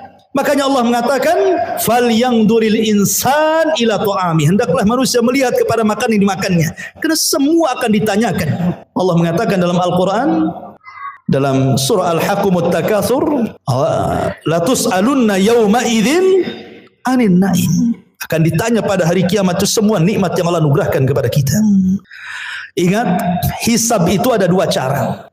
Orang yang berdebat dalam hisab celaka dia, pasti masuk neraka. Man nukisha fil hisab halak, kata Rasul. Orang yang melakukan perdebatan dengan Allah ketika hisab celaka dia. Maksudnya apa? Allah akan mengatakan, dulu ku beri mata kau, sudah kau syukuri matamu? Jawab. Maka dia mengatakan, belum ya Rabb. Dulu ku beri telinga, itu sebagai amanah, kau gunakan untuk apa telingamu? Untuk maksiat kau untuk taat? Oh, untuk maksiat ya Rabb. Terjadi dialog. Ya, kalau terjadi munakosah dialog seperti ini, celaka orang ini. Tetapi kalau yang kedua ini tidak terjadi dialog, dia hanya mengiyahkan saja kata Allah, bukankah dulu di bumi aku berikan begini? Iya. Bukankah dulu di bumi aku berikan ini? Iya. Iya, gitu saja. Dia enggak bantah. Maka Allah mengatakan al-an satartuka wa ghafartu dzanabak. Al-an satartuka, sekarang kututupi dosamu, wa ghafartu dzunubak, dan kuampuni dosa-dosamu. Ini hisaban yasira namanya. Hisab yang mudah, hanya ditanya tapi tidak perlu jawab. Tetapi yang memerlukan jawaban sehingga terjadi munakosah dialog antara Allah dengan kita, ini celaka orang ini. Ya, pasti binasa orang ini. Hisabnya sulit. Ketika semua sudah dihisab, maka datanglah mizan timbangan. Barulah timbangan. Faman thaqulat mawazinu fahuwa fi 'ishatir radiyah wa man khaffat mawazinu fa ummuhu hawiyah wa ma adraka ma hiya narun hamiyah.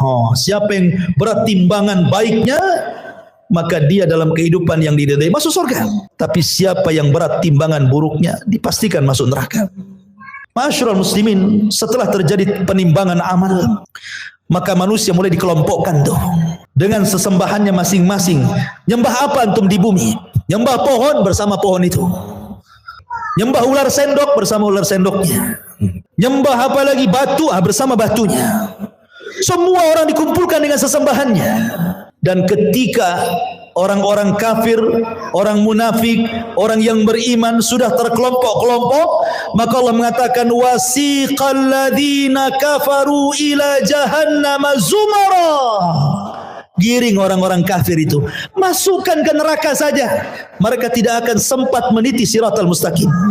Padahal Allah mengatakan wa in kuntum illa wariduha, kalian pasti akan melewatinya. Tapi orang kafir direct masuk neraka, tidak ada lintas melintasi siratal mustaqim. Ketika semua orang-orang musyrik, orang kafir sudah Allah masukkan ke neraka, tinggal mukmin dan munafik. Di sini Allah Subhanahu wa taala bagikan cahaya, setiap orang dapat cahaya. Cahaya itulah bekal kita meniti titian siratal mustaqim. Karena itu gelap, neraka jahanam itu gelap. Karena titian itu terbentang di neraka jahanam. Karena Allah Subhanahu wa taala mengatakan waja'a rabbuka wal malaku saffan saffa waji'a bi jahannam yauma idzin yatadzakkarul insan andalahu dzikra. Ketika Allah datang menemui makhluknya di padang mahsyar, malaikat bersop-sop, Allah katakan jahanam tarik ke sini. Jahanam pun ditarik. Jahanam punya 70.000 tali kekang. Satu tali kekang ditarik 70.000 malaikat. Besar. Ya. Kemudian di hadapan manusia, kemudian Allah bentangkan di situ siratal mustaqim, jisrun, jembatan yang terbentang di antara neraka jahanam. Jembatan itu halus, lebih halus dibandingkan rambut, lebih tajam dibandingkan pedang.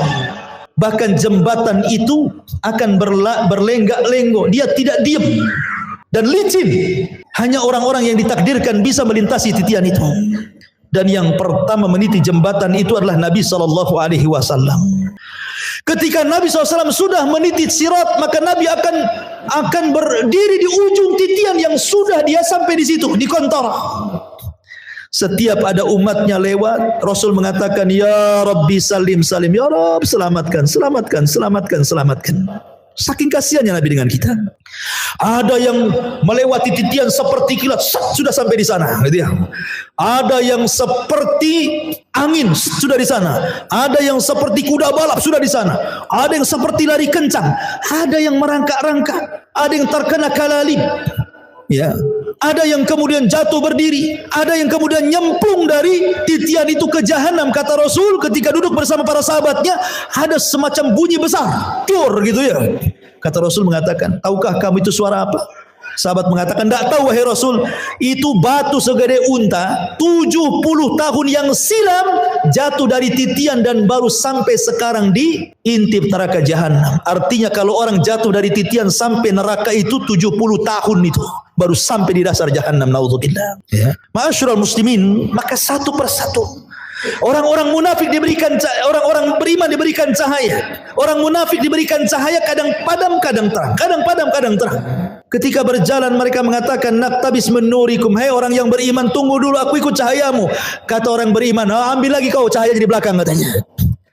Emang di dunia orang munafik bisa menipu orang-orang yang beriman. Yukhadi'una Allah walladzina amanu. Mereka menipu Allah dan orang-orang yang beriman. Di titian siratal mustaqim, orang yang beriman tidak mungkin ditipu lagi. Ya.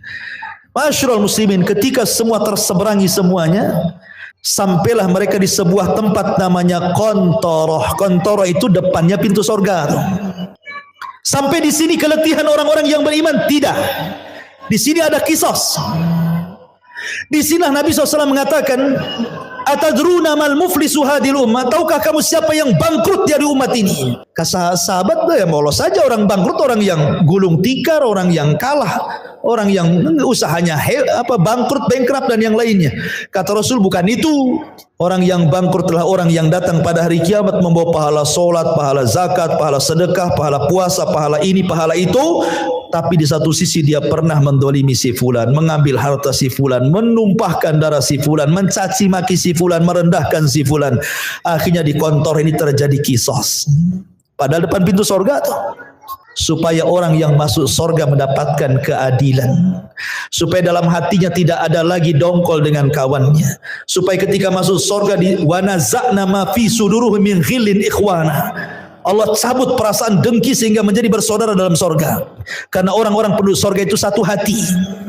Kalau kita akan berhati-hati, ada yang dengki, ada yang iri, ada yang benci, ada yang marah, ada yang emosi, kan itu ya. Supaya tidak ada itu, maka terjadi kisos di sini. Ya. Hei, dulu kau sudah memukul aku, sini kamu.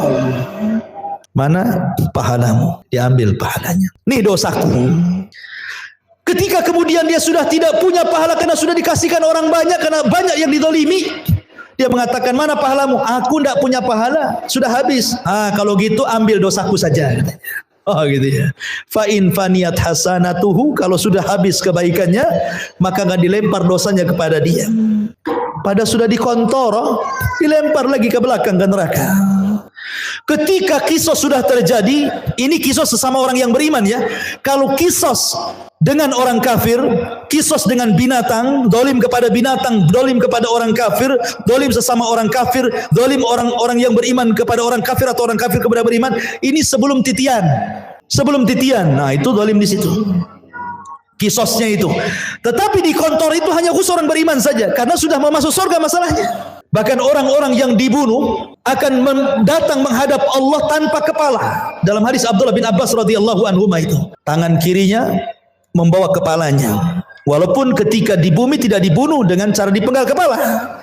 Tapi nanti pada hari kiamat orang yang dibunuh itu seperti itu bentuknya. Lehernya enggak ada. Kepalanya dipegang oleh tangan kirinya, tangan kanannya menyeret orang yang membunuhnya.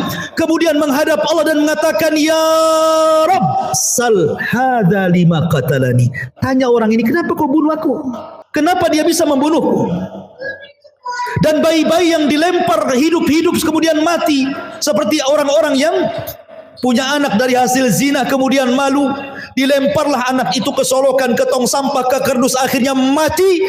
Maka Allah mengatakan, wal mau'udatu su'ilat bi ayyi dzambin qutilat. Bayi-bayi itu akan membawa kepalanya menghadap Allah dan mengatakan, Ya Rabb, sal hadza lima qatalani. Tanya ibuku kenapa dia membunuhku, tanya bapakku kenapa dia membunuhku. Semua akan ada kisah, ikhwan. Hati-hati ya. Tapi kalau sudah tidak ada kisos lagi, baik antara orang kafir dengan orang yang beriman atau sebaliknya, manusia dengan binatang atau sebaliknya, kemudian kisos terjadi antara orang yang beriman dan sudah selesai, maka manusia berjubel di pintu sorga. Sayati alaikum zaman kadidum minaz ziham. Akan datang, kata Rasul, zamannya manusia akan berdesak-desakan di pintu sorga. Padahal mereka sudah diponis masuk sorga, tidak mungkin masuk neraka, tapi tidak bisa masuk sorga juga karena pintunya tertutup. Semua para nabi berusaha membuka, tidak bisa. Tidak diizinkan malaikat Ridwan. Tiba-tiba di tengah-tengah manusia yang sudah diponis masuk surga itu, muncullah seorang laki-laki, Sayyidul Anbiya'i wal Mursalin, Sayyidul Awwalina wal Akhirin, Muhammad sallallahu alaihi wasallam, Nabi kita, qudwah kita, Rasul kita, mendekati pintu dan membuka pintu surga dengan mengetuknya, Assalamu alaikum. Maka Ridwan mengatakan, Waalaikumsalam, man, siapa kamu? Kata Rasul, ana Muhammad, saya Muhammad.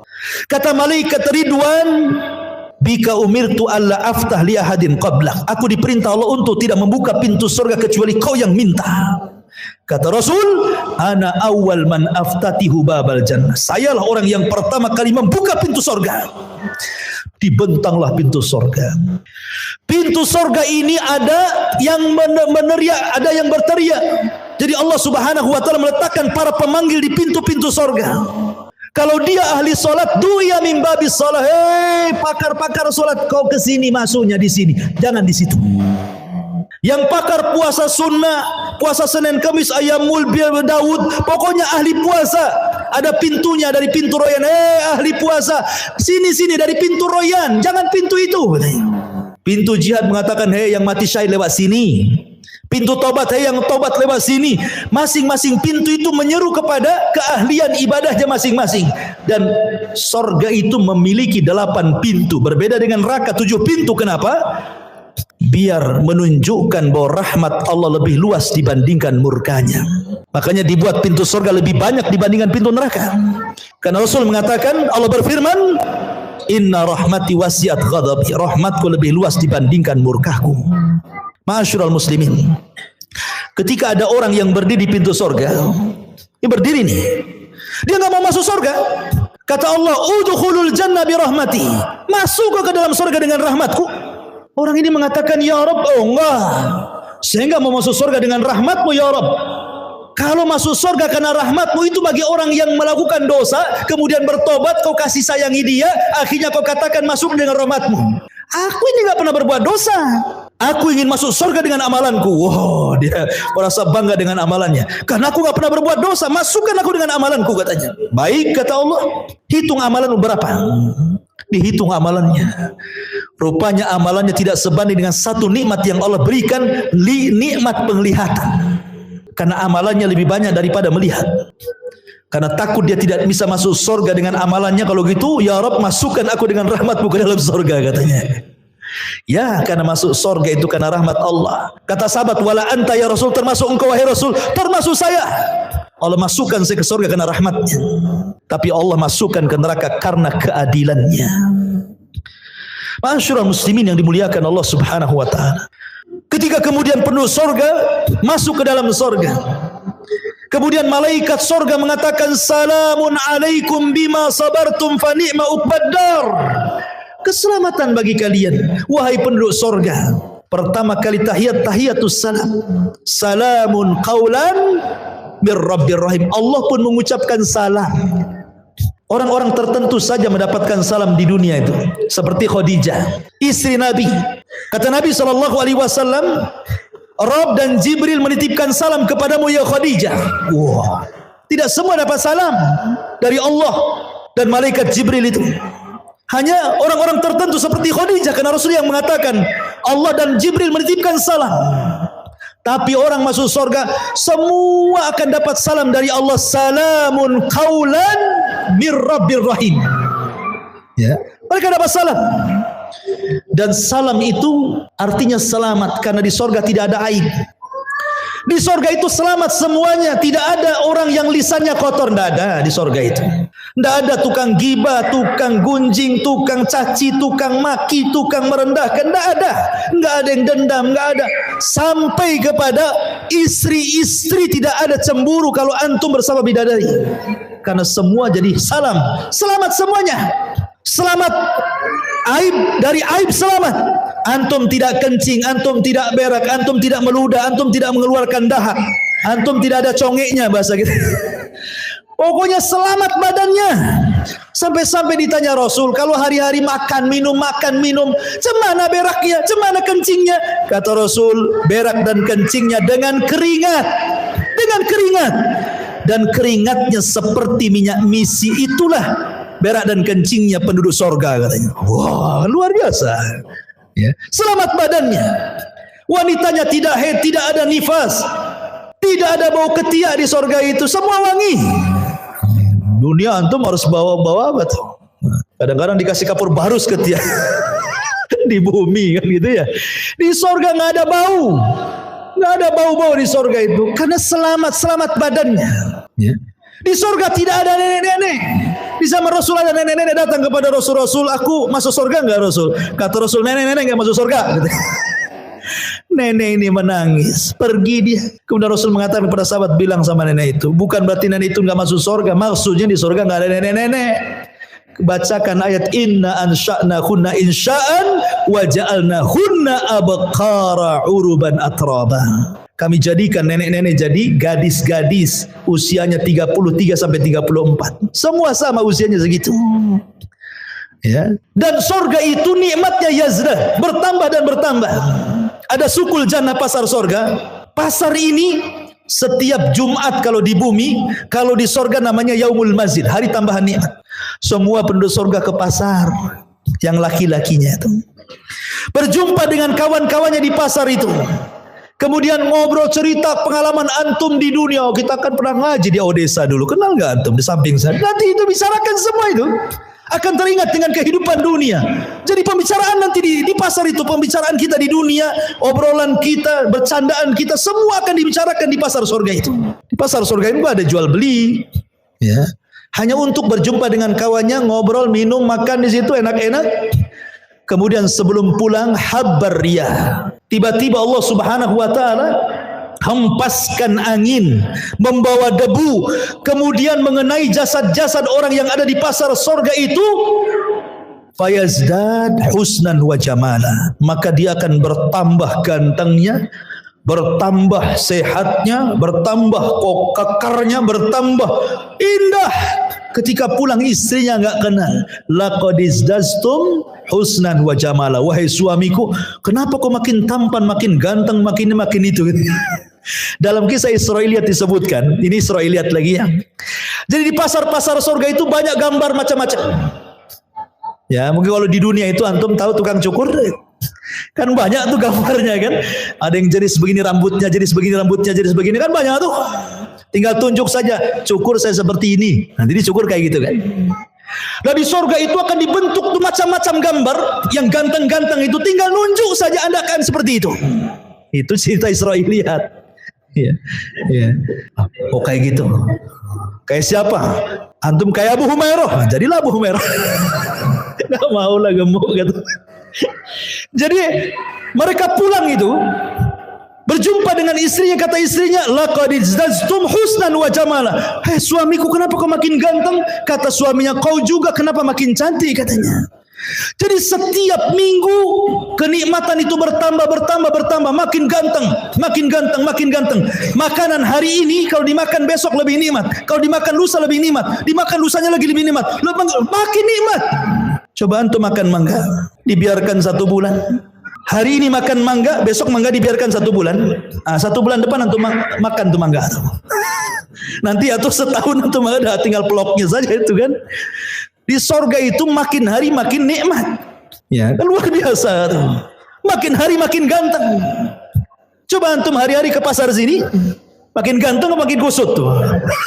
Makin kusut kan itu. Stres apalagi bawa istri yang dicatat beli bawang, pulang beli baju pula kan. Stres lagi. Makin turun alisnya. Ya. Ma'asyiral muslimin yang dimuliakan Allah Azza wa Jalla, ketika orang masuk surga, pertama yang dimakan apa? Dan pertama yang diminum apa? Yang pertama dimakan itu kabidil hut, hatinya ikan paus. Tentu ikan paus akhirat, bukan ikan paus di Salus kayak kan, istilah ikan paus. Kemudian makan air jahe. Jahenya jahe sorga. Kata Abdullah bin Abbas, dunia dan sorga itu hanya mirip nama, tapi hakikatnya berbeda. Di dunia ada jahe, air jahe, wedang jahe. Di sorga ada wedang jahe. Hanya kesamaan nama, tapi hakikatnya berbeda. A'dadtu li ibadis salihin ma la ainun ra'at wa la udhunun sami'at wa la khatara ala qalbi bashar. Ya.